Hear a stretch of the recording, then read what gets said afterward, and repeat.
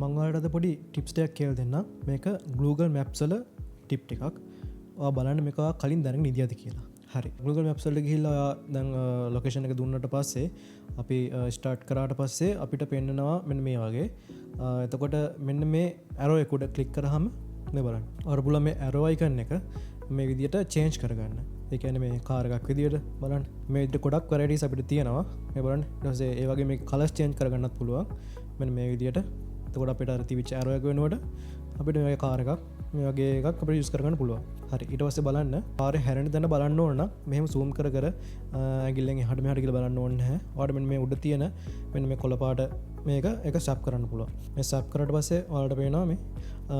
අපිට ඒ හැරෙන තැන මැප් එකේ එතෙන්ට ගිහිල්ලා අපිට පෙන්නනවා මේ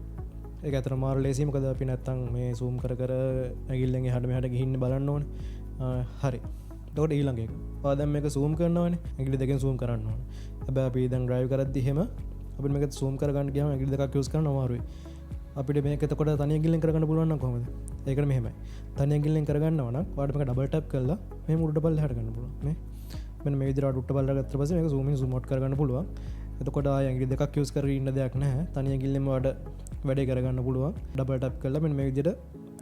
උඩට පල්ලෙහාට ගන්න පුළුවන් කලින් ඔයා මේක දැනගෙන ගියද දන්න ඇත්ත ඇති මම මේ නොදන්න අයට තමයි කිව්වේ නොදන්න කටියට දැනගන්න මේක ෂෙයා කරන්න